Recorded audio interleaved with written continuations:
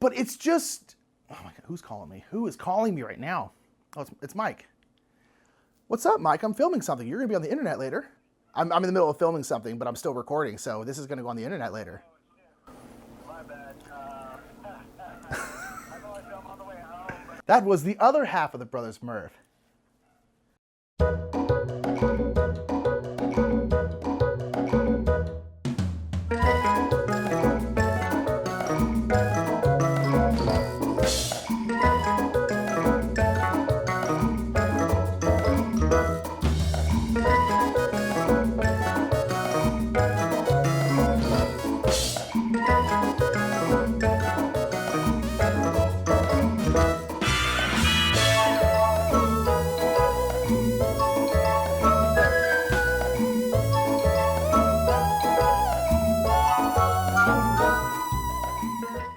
What's up, everybody? My name is Nick Murphy. I'm one half of the brothers Murph, and this is You Can Solo That? You Can Solo That is a segment where I go through all the games that we have that you can solo, and then I review the solo version of them for you. It's been a little while since I've done one of these, and I do apologize for that, but I am very excited to get back into it because we've got a lot of new games that you can solo, and I really want to try them all out. So this week we're going to talk about the new title from Renegade Games, Architects of the West Kingdom. Architects of the West Kingdom is set in the same universe as things like Raiders of the North Sea. Architects of the West Kingdom is a game, a worker placement game where you are trying to do a whole bunch of different stuff. You're trying to build buildings and build cathedrals, and you're hiring new apprentices, and you go out to the mill and you get stone from the quarry and you get, you know, whatever. It's one of those games, but it is set in that same universe, a universe I really, really enjoy, and I absolutely adore the artwork in this game, and I found out that it has a solo variant. So of course I'm gonna try it out, because there's a lot of interesting stuff in this game in terms of the way you interact with other players. Because if you haven't played it throughout the game, one thing you can do is capture other people's workers off the board, and then you can send them to prison, and then they have to then go to prison and get their people out. And it's a big, big part of the game, and I was very curious of how specifically that part of the game was gonna work in a solo game when that kind of interaction is such a massive part of the multiplayer game, at least personally for me. So it's a game with kind of a generic theme, but nonetheless, it's pretty cool. You know, everyone's just like working, work, working, work, working, working, working, build,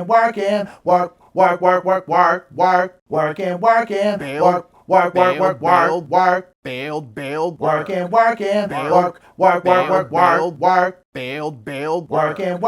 gotta get some lunch, building the cathedral, girl. Do you know how much time that took to film? Way too much time. Was it worth it? No. This is what we do for you, Bing Bongs. And then everyone out there is like, we didn't ask you to. Nonetheless, let's go ahead and get it down to the table and let's go over how it solos. Now, when I go through the solo variant, I do want to say that I'm not teaching the entire game. I'm just teaching what's different in the solo game. So let's get to the table and let's check it out. All right, so this is the board and the setup for Architects of the West Kingdom. You're gonna set up the board as normal you do for a two-player game, which means you're gonna have 5 of the cathedral wards up here, put all the resources out, get the buildings here, your apprentices out just per normal. So when you grab the AI player, they have a Constantine side and they also have a Helena side. They work in the exact same way. The only difference is that Constantine will get 1 point at the end of the game for every worker in the guild hall, whereas Helena will get 3 points for every worker in the guild hall. So she's just a harder version because she gets more points. And then you're gonna make sure you separate the 2 different kinds of scheme cards. There are brown scheme cards and then gray ones. The gray ones you will only add to this deck when one of these cards tells you to. So keep these together and shuffle them up, but just keep them kind of off to the side. I like to put them this way so that I know that they're not part of this deck. And then this one you're gonna shuffle different up, and this is your Automa deck. And you're gonna be flipping over, and these will tell you certain things to do on the AI opponent's turn. You can go ahead and pick the color that you want, and you can use either side of your board, whether it's the basic one, which is this one, or the slightly more advanced one on the other side. You are also gonna start the game with 3 coins. You're gonna put your little markers underneath the cathedral and then on the Virtue 7 track, and then your AI opponent on the 7, and then also beneath the cathedral as well. Make sure you take out these 4 market cards from the game, as they require you to have more of something than your opponent, and that doesn't work in the solo game. One of the reasons why you have to take out those 4 market cards is because your AI opponent does not collect any resources with the exception of marble. It does not collect gold, clay, wood, stone, or money, it only collects marble. And at the end of the game, it's going to get 1 point for every marble it has. The AI opponent also does not get any building cards and also does not get any apprentices. But just like you, it can get debts, and it can also solve them and get a virtue for doing so. All right, now that we've gone up through the setup and a couple of the different changes in the rules, let's go into the actual gameplay that the AI uses. When it comes down to your turn is going to play exactly the same. You're not going to be doing anything differently than you do in a normal game. You're putting workers out, getting stuff, capturing people, doing all the good stuff. The AI player, though, does work differently.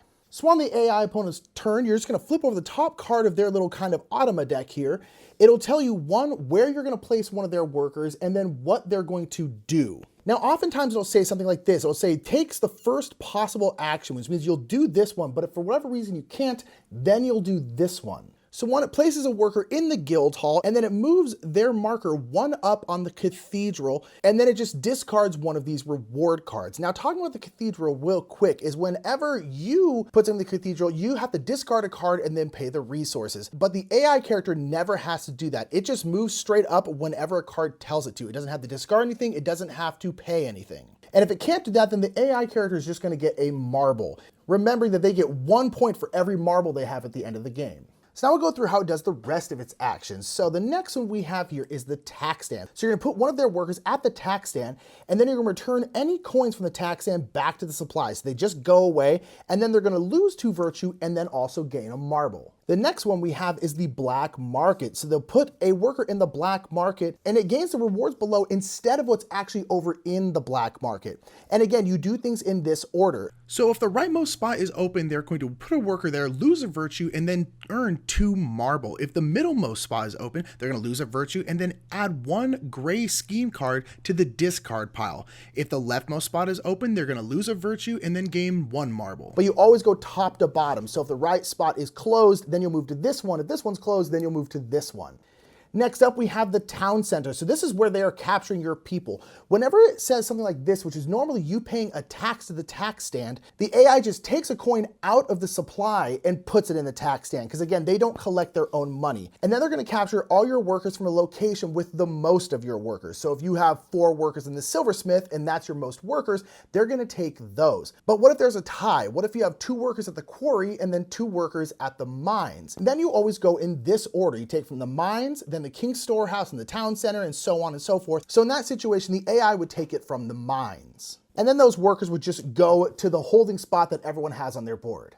All right, and then the next one we have is the workshop. So they're gonna pay 2 taxes, again, grabbing them from the supply and putting them in the tax stand, and then it'll tell you which one of the apprentices that they're just gonna discard out of there. And then any silver that's on that apprentice will also just get discarded. And then after this step, you take this step, which is, if possible, add 1 future scheme card to this discard pile. So then this would go to the discard pile and it'll start getting shuffled through. Now let's pause for a minute and go through these cards. These cards essentially are the same kind of cards, except for sometimes they'll put a worker out and do nothing, and other times it's essentially a worse version of a card that's already in here. So this town center, they'll pay 1 tax and capture 2 groups of your people. And again, you never really know what one's gonna come in, and so these will go into your discard pile and then they'll start shuffling back through. So sometimes it's nice because they're not actually anything, and sometimes they're way worse. So next up we have the King's Storehouse. The King's Storehouse, the AI opponent is gonna get virtue per worker they have in the King's Storehouse already. So they'll put 1 in, which means they'll get 1, but if they already have workers there, they'll start getting more. And then next up is a guardhouse. The guardhouse is a little more involved because the AI opponent will take as many actions as it has at the guardhouse, kind of how it works when you go to the guardhouse. But it'll take them in this order. But they also have to be able to do the actions that are there. So the first action is releasing its people from prison. But if it doesn't have any people in prison, it'll then go to the next one, which is sending the people it's captured, your people, to prison. But instead of getting money, no matter how many people they send, it's only gonna get 1 marble. Then if it can't do that, it'll free its people from you, just like you. And if it can't do that, it'll pay 3 in taxes and get rid of a debt and gain a virtue. Now, if they have multiple workers, they will do multiple of these things. If they have 4 workers there and they're able to do all 4, they will do all 4. They'll do this one, then this one, then this one, then this one. So this one's kind of tricky. You have to make sure they can do it and then what order they're gonna do it. So it's not too bad, but you do have to watch out for this one a little bit. And that is it. Those are the different actions that the automa will take when it takes its turn. And you'll just keep flipping over cards each turn, and it'll always do whatever it says on there. If this deck ever runs out, you're just gonna take it, shuffle it back up, put it back down, and then keep on going. They will always draw a new scheme card unless they have no workers left. So instead of putting one out because they don't have it, they're gonna take back all of their workers from the board with the exception of the ones at the guild hall and the black market. But that also does include workers that you have on your board and workers that are already in the prison. So instead of drawing one of their cards, they're gonna go ahead and just get all their workers back, and that would be their turn. One thing I do want to mention for the AI opponent is usually when I get here, I can no longer go to the black market, or if I get this low on virtue, I can no longer work on the cathedral. That does not matter for the AI person. Whether they're all the way up here or all the way down here, they can always work on the cathedral and always go to the black market. The game will end the same way it does for a two-player game once someone fills in the last spot in the guild hall, and then both you and the AI player will do your scoring. You score totally normal, you score in the exact same way, but the AI player scores it slightly differently. So then at the end of the game, the AI will score points for how far it is in the cathedral track, how far it is in the virtue track, -2 for every debt, 1 for every marble, -1 for every 2 people in prison, and then Helena will get 3 points for every worker on the guild house, and then Constantine will get 1 point for every worker in the guild house. And that is how you solo Architects of the West Kingdom. So that was Architects of the West Kingdom solo. So, what do I think about it? I'm conflicted. I'm not sure. I want to like it more than I do. Do I hate it? Absolutely not. I think it's just a fine solo game. I think it works well. The kind of automa system works well. It's random, but that's kind of how you want it in these worker placement games when you play them solo. I think that's really, really good. All that works cleanly. I don't know how much I like it. And it comes down to, I think, 2 different things. One, I think it's a little bit too easy. I personally have never lost a solo game of this, and I honestly don't think I'm like that great at the game either. Like, I don't think it's because I'm just so darn good at it. I don't think it's that. I wish it was a little bit harder. I really, really like that they have like an easy side and then a hard side on the back, like Helena's the hard side. I think that's really, really great. I just wish they had like one more level. I wish there was an easy side, a hard side, and then like a hardcore mode, brother. I wish they had something like that. Now, I could just fix that myself. Instead of Helena getting 3 points for every spot she built on the cathedral, I could make it like 5. And that means I would probably lose a lot more games, because a lot of times it's relatively close when I play against the harder version, but I've never actually lost. And so personally, with solo games, I like to lose a lot. In solo games, I like that challenge. I want to make sure that I have to be at my top of my game to win. And so I don't tend to like solo games that I win a lot. I kind of like to lose. Like, I want to lose like 80% of the time. That's personally just me. Like, I understand if you're like, that's dumb. Like, I'm like, yeah, you're probably right. But that's personal thing. So I wish it was a little bit harder. But then again, I could scale it up a little bit for myself. So that's not a huge, huge complaint.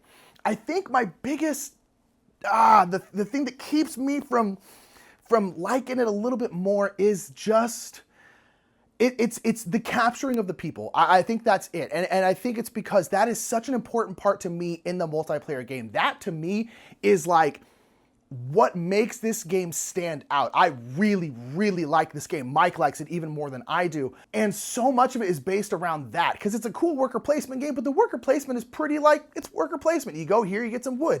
You go here, you get some silver. But the cool thing is the virtue track is going up and down, but the main thing that's really, really cool is capturing each other's people and then sending them to prison and getting money out of it. Or you then have to go to prison and you can like pay 5 coins to like get your people back from other people before they can send them to prison. And it's just that balance of you not really wanting to put too many people in one spot, because you know if you put 3 or 4 people, someone's gonna go through and take them.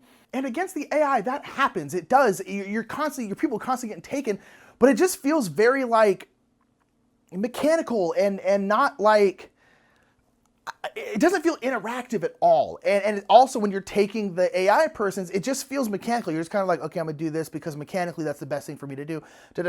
And in the multiplayer game, there's definitely mechanical reasons for doing it. You're like, oh, this makes sense for me to get these people and I can send them here and get some money and But like, it's just so much of that, like, oh man, you took my people. Like, oh, I knew you were gonna do that. I knew if I put a third person down the force, someone was gonna freaking take them. And I love that. Whereas this, because there's no actual interaction with it, it just takes it away from me. It takes me out of it. And I'm having a hard time articulating why that makes such a big difference. But for me, it's because that's the thing that takes Architects of the West Kingdom and makes it different, that makes it great, that makes it unique as a worker placement game.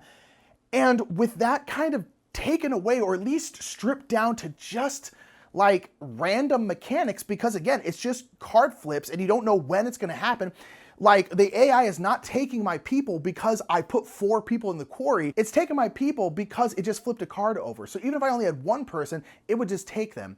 And that pulls me out. It pulls me out of the game. I still really like it. I don't hate it. It's not like I'm like, I'll never play this again. It's a good solo game. It's just that holds me back from taking it, be like, yeah, I like it, to like, man, I really love it. Like, as a solo game, I think it could have been great if that could have been included, but that's not necessarily like the game's fault or like the designer's fault. That interaction isn't like imitatable. Imitatable?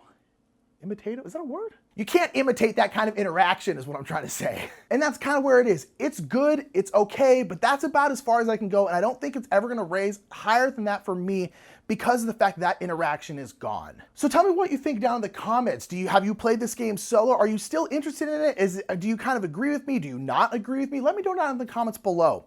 And while you're down there, go ahead and click that subscribe button, click a like and a thumb up on this video because why not? And that is gonna be it for me. Those are my thoughts on the solo version of Architects of the West Kingdom. My name is Nick Murphy. I am one half of the Brothers Murph, and this is You Can Solo That? We'll see you later. Thank you for watching that video. Just wanted to let you know that we are sponsored by Restoration Games. They make wonderful, wonderful games, and everything we filmed is filmed on top of Game Toppers. Game Toppers is a great way to upgrade your gaming experience. So go to Restoration Games or Game Toppers LLC to find out more. And all that's really, really cool. But you know what's even cooler? This. That's right. Show you one more again. Bam. Isn't that cool? Bam. It's cool. But that's the right hand. Let's check out the left. Boom. Quack, quack, quack, quack, quack, quack, quack. That's right, the left is only ducks. Quack, quack. I gotta learn other spells for my left hand. Quack, quack. Ducks, damn it.